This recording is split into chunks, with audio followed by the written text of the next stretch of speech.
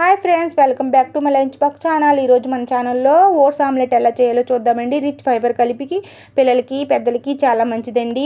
ఒకసారి ట్రై చేసి చూడండి ఫ్రెండ్స్. ప్లీజ్ ఫ్రెండ్స్ లైక్ చేయండి ఫ్రెండ్స్, షేర్ చేయండి ఫ్రెండ్స్, సబ్స్క్రైబ్ చేసుకోండి ఫ్రెండ్స్. దీనికోసం ఒక ఉల్లిపాయ సన్నని తరుగు, 2 పచ్చిమిరపకాయలు సన్నగా తరిగి, అలాగే కొంచెం కొత్తిమీర సన్నగా తరిగి పక్కన పెట్టుకోవాలండి. వీటన్నింటినీ ఒక బౌల్లో తీసుకోవాలండి. దీంట్లో అయితే 2 కోడిగుడ్లు పగలగొట్టి వేసుకోవాలండి. 2 లేకపోతే 3 కూడా వేసుకోవచ్చండి.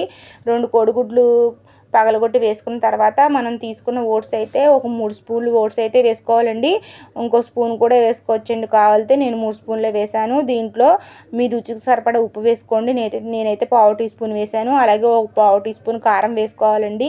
ఈ మిశ్రమాన్ని అంతటినీ బాగా గిలకొట్టాలండి.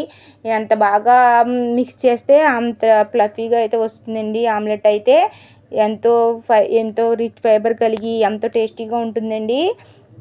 మనం హీట్ చేసుకున్న స్టవ్ వెలిగించి ప్యాన్ పెట్టి హీట్ చేసుకున్న ప్యాన్లో మిశ్రమాన్ని అయితే వేసి బాగా పలచగా ప్యాన్ అంతా పరుచుకోవాలండి. లో ఫ్లేమ్ పెట్టి ఒక 5 మినిట్స్ బాగా కాల్చుకోవాలండి. తర్వాత టర్న్ చేసి ఇంకో 2 మినిట్స్ కాల్చుకుంటే మన ఓట్స్ ఆమ్లెట్ అయితే రెడీ అవుతుందండి. ప్లీజ్ ఫ్రెండ్స్ లైక్ చేయండి ఫ్రెండ్స్, షేర్ చేయండి ఫ్రెండ్స్, సబ్స్క్రైబ్ చేసుకోండి ఫ్రెండ్స్. ఆమ్లెట్ అయితే రెడీ. Bye friends.